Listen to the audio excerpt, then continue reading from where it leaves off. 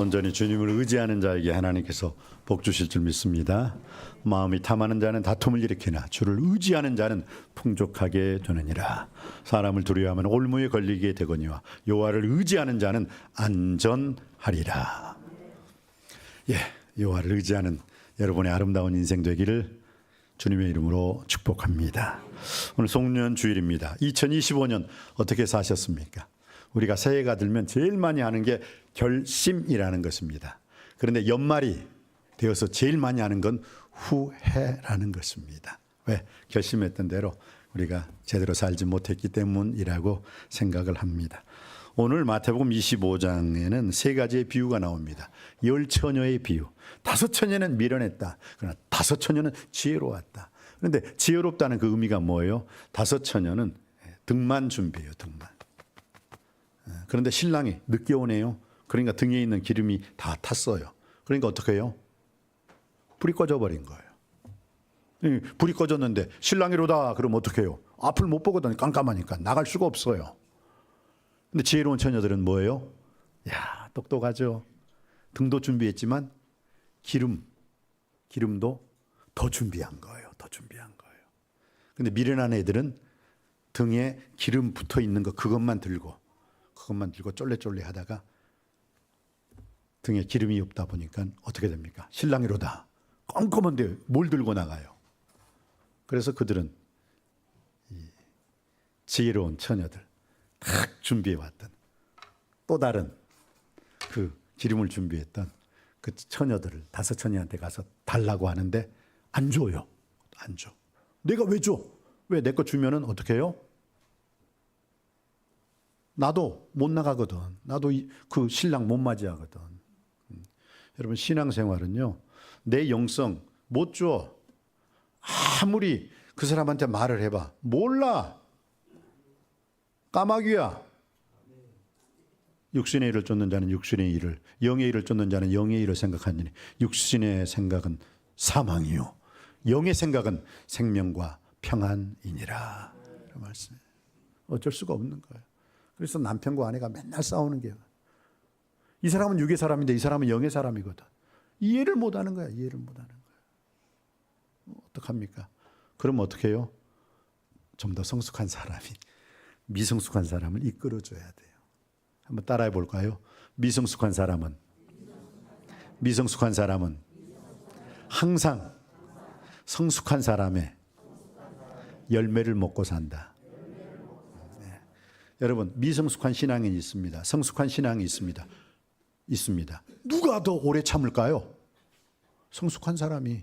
왜? 알거든. 성숙한 사람은 이 사람이 그 소리 지르고 막 발악하고 그 다음에는 뭐예요? 후회한다는 걸 알거든.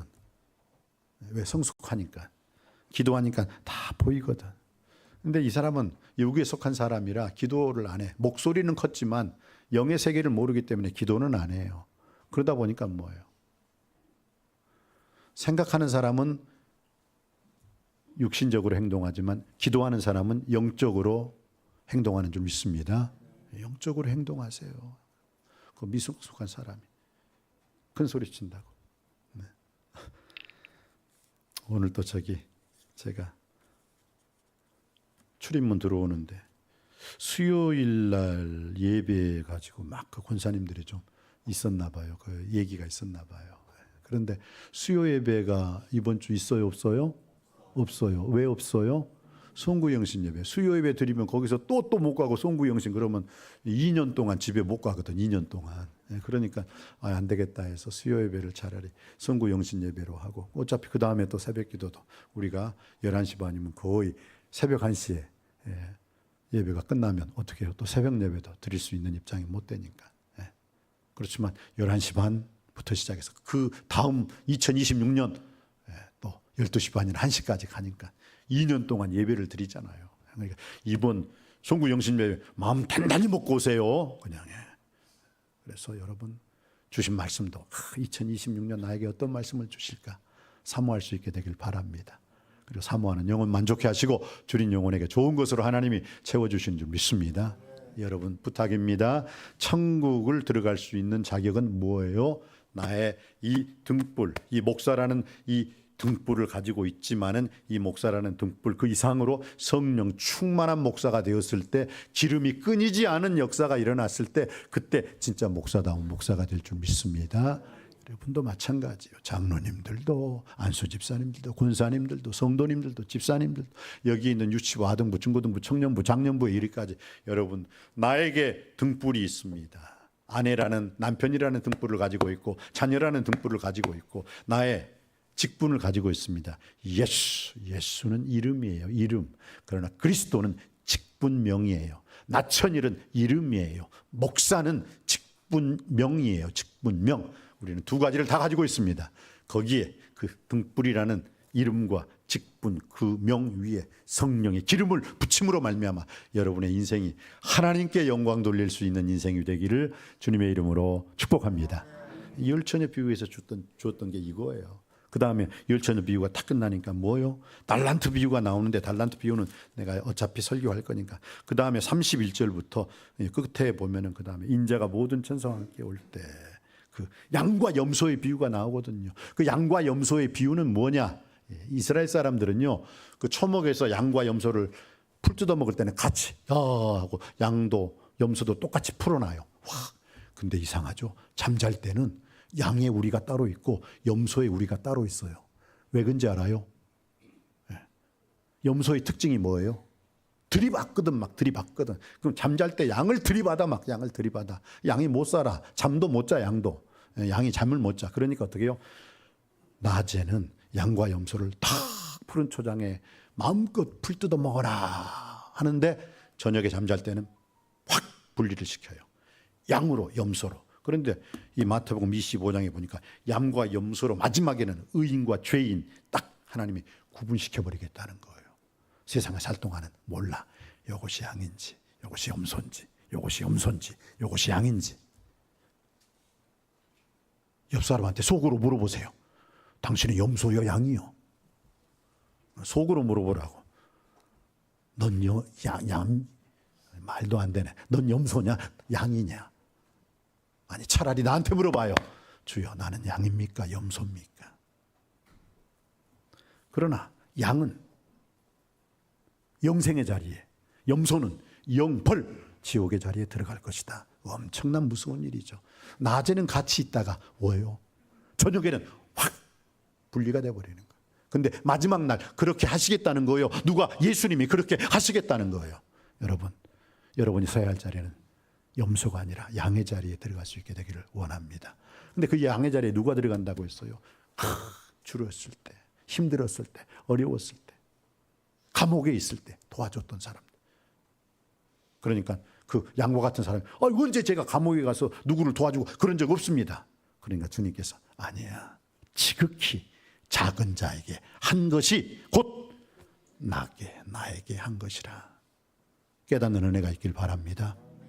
여기서 깨달았으면 행함 있는 믿음으로 실천해서 여러분의 마지막 자리는 영벌, 염소가 가는 자리가 아니라 영생, 양의 자리에 다 가시길 주님의 이름으로 축복합니다. 그러면서 오늘 마태복음 25장은 달란트 비유예요. 이 달란트의 비유는요, 어떤 주인이 있었습니다. 주인이 이제 멀한 곳을 가는데 그냥 가시면 되지. 왜 자기 종들을 불렀어요? 세 사람을 불렀어요. 한 사람한테는 5달란트를, 또 한 사람한테는 2달란트를, 또 한 사람한테는 1달란트를 주고 떠났대요. 오늘 본문에서 우리가 유심히 살펴봐야 되는 것이 무엇입니까? 바로 자기 소유를 맡겼다는 거예요. 맡겼다. 그리고 주인은 떠났어요. 맡기고 떠났어요. 그리고 돌아와서 회개하자라는 거예요. 그런데 여기서 우리가 지금까지 잘못 알았던 그 달란트 비유를 조금 오늘은 여러분이 좀 생각을 달리 좀 해봤으면 좋겠어요. 이거 패러다임 시프트라고 하거든요. 이것을 빅 마인드로 한번 여러분이 조명을 해봤으면 좋겠어요. 이렇게 지금 이 달란트 비유를 말씀하시는 분이 누구세요? 예수님. 그리고 그 달란트 비유를 듣고 있는 예수님은 신랑이시라면 그 달란트 비유의 대상자들은 누구예요? 신부인 우리들이에요. 우리들이 들어야 돼. 아, 그렇구나. 신랑 되신 예수께서 신부인 우리들에게 지금 말씀을 하는 거예요. 야, 신부야, 내가 너에게 달란트를 맡겼어. 여기에 지금 5달란트 받은 사람도 있고 2달란트 받은 사람도 있고 1달란트 받은 사람도 있을 거예요. 그리고 난 다음에 뭐요? 오랜 후에 와가지고 long time 오랜 후에 와가지고 회개하재요. 그 내가 너한테 줬는데 그 달란트 어디 있어? 그러니까 5달란트 받은 사람이 주님 제가요 주님 안 계실 때 주님 없을 때 열심히 일했어요. 장사했어요. 그래서 또 다른 달란트를 또 5달란트를 남겼어요. 그러니까 뭐예요? 10달란트가 되는 거죠. 2달란트 받은 사람한테 물어보니까 주님 안 계실 때 제가 열심히 일했어요. 그래서 2달란트가 4달란트가 됐어요. 2달란트를 또 남겼네요. 마지막으로 1달란트 받은 사람. 주님 당신은 굳은 사람이야. 심지 않은 데서 거두고 해치지 않은 데서 모으는 줄 내가 알았으므로 땅에 묻어가지고 내가 가지고 왔어요. 근데 여러분 1달란트 받은 종이요 5달란트 2달란트 받은 종보다 더 적게 받아가지고 삐져가지고 그렇게 했다라고 생각하면 안 돼요. 왜냐하면 1달란트 받은 게 지금으로 말하면 20억이에요. 자, 여러분 20억을 받았어요. 그런데 그거 적다고 이거 20억 이거 돈이야 이거 던져버릴 거예요. 아니에요. 적은 돈 아니라니까요. 20억. 이게 1달란트. 그럼 2달란트 받은 사람은 얼마예요? 40억. 5달란트 받은 사람은 100억. 100억 받아가지고 100억 남겼어요.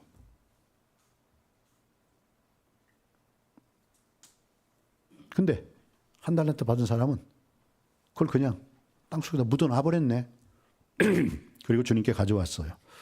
그래서 우리 달란트 비유를 통해서 지금까지 우리가 생각했던 것 각각 재능대로 주셨다. 근데 거기서 말하는 달란트는 지금 돈을 남겼다. 여기에 사람들이 고착되니까 여기에 필이 꽂히니까 그 다음부터는 이해가 안 가는 거예요.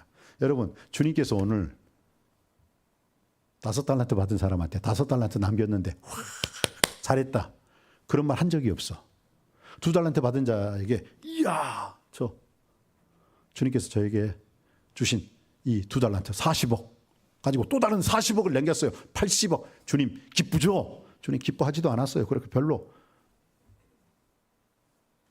근데 1달란트 받은 사람 20억 받은 사람이 했을 때는 화를 냈어요. 더 남기지 못해서. 그게 아니라고요. 그게 아니에요. 여기에 우리가 지금까지 생각했던 이 달란트 비유, 이 패러다임 시프트, 의식의 전환이 필요합니다. 예수 그리스도께서 떠나셨어요. 지금 예수 그리스도는 가시적으로는 우리와 함께하지 않습니다. 지금 바로 그걸 말하는 거예요. 예수님께서 이미 십자가에서 우리를 위해서 못 박혀 돌아가시고 난 다음에 어떻게 하셨어요? 40일 동안 세상에 계시고 부활 다음에 승천하신 줄 믿습니다. 그리고 다시 오시지 않고 지금 다시 오시지 않는 이 교회 시대를 저와 여러분 신부된 우리들이 지금 교회 시대를 살고 있어요. 지금 이걸 생각하시면 돼요. 그리고 주님은 떠나셨어요. 어디? 저 우편에 계시다가 이제 오실 거예요. 언제 오실지는 모르죠. 그러나 주님은 다시 오십니다. 꼭 오십니다. 반드시 오실 줄 믿습니다. 왜? 이 달란트 비유에서 오셨잖아요. 그러니까 주님은 오신다는 거예요. 그걸 우리에게 생각하라는 거예요. 그러면서 오늘 이 시대를 사는 신부인 저와 여러분이 어떤 자세로서 살아가야 되느냐. 주님이 오신다는 것을 아는 사람들은 어떻게 할까요? 주님이 주신 5달란트, 주님이 주신 2달란트 어떻게 해요?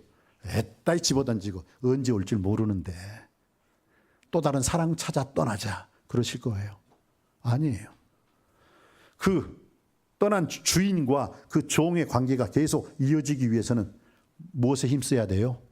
주인이 주신 그 달란트를 보면서 사랑하는 주인님 이제 오시려나 언제 오시려나. 그렇지만 주인님이 저에게 남기고 간 이 달란트 이것을 제가 잘 보관하고 주님이 오실 때 내놓으면 신랑 되신 주님께서 얼마나 기뻐하실까. 그걸 장사해가지고 마이너스가 돼도 상관이 없어요. 플러스가 돼도 상관이 없어요. 돈 많이 벌어도 상관이 없고 돈 적게 벌어도 상관이 없고 완전히 그 달란트를 다 그 100억을 다 날려보내도 상관이 없어요. 중요한 건 뭐냐. 그 달란트를 보면서 내가 얼마만큼 그 신랑 되신 예수님을 사모하고 신랑 되신 예수님 이제나 오시느냐 저제 오시느냐 그걸 가지고 내가 헌신하고 충성하고 성실하고 봉사하고 그걸 잊지 않는다는 거예요. 뭘 달란트를 보면서 누구를 생각하게 돼요? 이 달란트를 주신 주님, 신랑 되신 예수님을 생각한다는 거예요.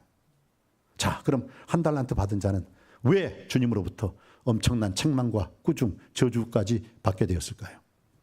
이 한 달란트 받은 자는 주여 당신은 굳은 사람이라 심지 않은 데서 거두고 해치지 않은 데서 모으는 줄을 내가 알았으므로 여기서 뭐냐면 당신은 완악한 사람이라 당신은 인정사정 없는 사람이라 내가 이것을 땅에 감추었나이다. 이 말의 뜻은 쉽게 말하면 이거예요. 5달란트 2달란트 받은 사람은 주님께서 이 달란트를 주셨는데 주님께서 다시 오시리라는 그 확신 속에서 저는 주님이 주신 것이기 때문에 그 5달란트 받은 2달란트 받은 사람은 주인의 일을 열심히 한 거예요. 예수님의 일을 열심히 한 거예요. 자기 일 할 시간이 없어. 주님 다시 오심을 기대하면서 고대하면서 기다리면서 주의 일을 열심히 했어요. 그리고 주님이 오셨을 때 그걸 내놓을 수가 있었어요. 그런데 한 달란트 받은 종은 주님과 자기를 주님이 떠나자마자 분리를 해요. 이거 내가 열심히 일해봤자 이게 내 거 돼? 아니야, 이거 주인 거야.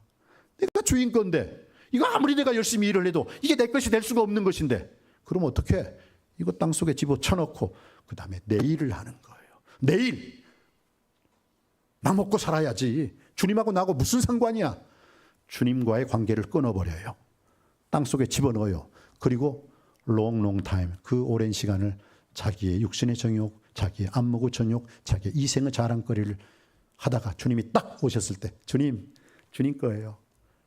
받으세요. 왜요? 그 사람은 주님이 그 사람에게 주셨던 그 달란트를 가지고 일을 한 거예요? 안 한 거예요? 안 한 거예요. 하나도 안 한 거예요. 보통 사람들은 20억인데 20억을 가졌다가 20억 그대로 줬는데 왜 주님은 저렇게 삐져가지고 화를 낸다냐? 그 뜻이 아니에요. 깊이 생각해 봐야 돼요. 이건 천국 비유예요. 그러면서 우리는 어떻게 살아야 할 것인가? 어떻게 살기를 원합니까? 아브라함이 믿음의 조상이 된 것은 다른 게 아니었습니다. 아브라함이 믿음의 조상이 된 것은 그는 순종하는 사람이었습니다. 본토 친척 아비집을 떠나라 했을 때 갈 바를 알고 떠난 게 아니라 성경에 뭐라고요? 창세기 12장 읽어보세요. 갈 바를 알지 못하되 나의 가는 길 알지 못하되 어떻게 해요? 떠나라 하니까 떠난 거예요. 그게 믿음인 거예요. 그래서 아브라함이 믿음의 조상이 될 수 있었던 거예요. 마침내 떠나서 가나안 땅에 이르렀더라. 여러분 여기서 우리가 좀 깊이 생각해 봐요. 아브라함이 가는 곳곳마다 제단을 쌓았다. 성경은 말이에요. 아브라함이 하나님을 위하여 제단을 쌓았더라. 즉 하나님을 위하여 아브라함은 가는 곳곳마다 예배를 먼저 드리고 모든 일을 시작했다라고 성경은 분명히 말씀하고 있습니다. 오늘 5달란트 2달란트가 아브라함과 같은 사람이에요. 어디를 가든지 항상 하나님이 나에게 주신 달란트, 그 달란트를 가지고 열심히 일을 했기 때문에 100억이 200억이 될 수 있었고 40억이 80억이 될 수 있었던 거예요. 그런데 한 달란트 받은 사람 철저하게 하나님과 나를 분리시켜요. 이거 열심히 일해봤자 하나님이 달라고 하면 이거 고스란히 줄걸. 내가 왜 그렇게 살아? 내 인생 내가 살아야지. 그래서 하나님의 것은 저버리고 땅속에 묻어버리고 내 걸 취하기 위해서 힘쓰다가 결국 하나님 아버지 앞에 뭐라고 했어요? 악하고 게으른 종을 던져버리라. 이제부터 하나님으로부터 받아야 되는 이 모든 것을 끊어버렸어요. 왜요?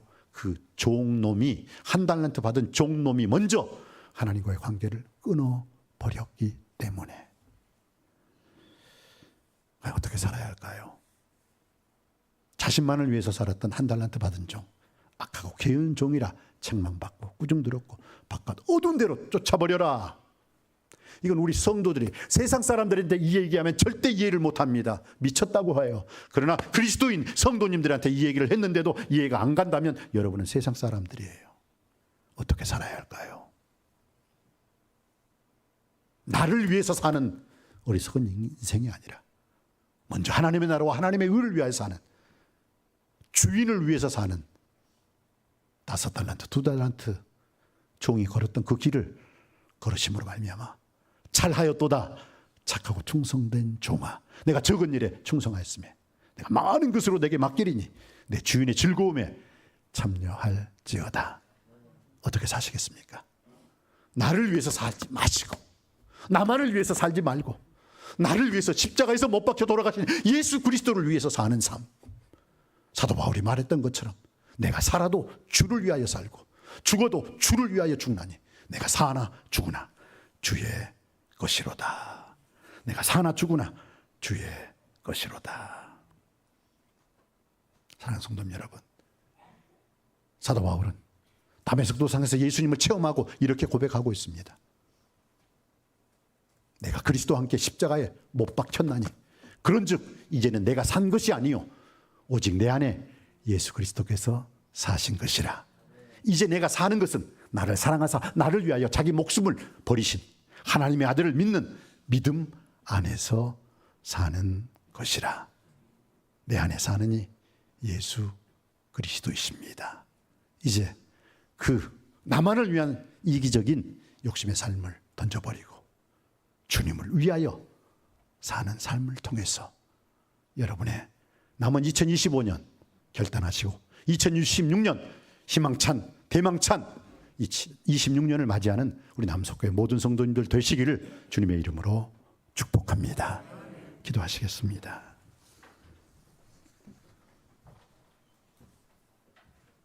아버지 하나님, 오늘 주신 말씀을 통해서 그러므로 너희는 깨어 있으라 그날과 그때를 알지 못하느니라 말씀하고 있습니다.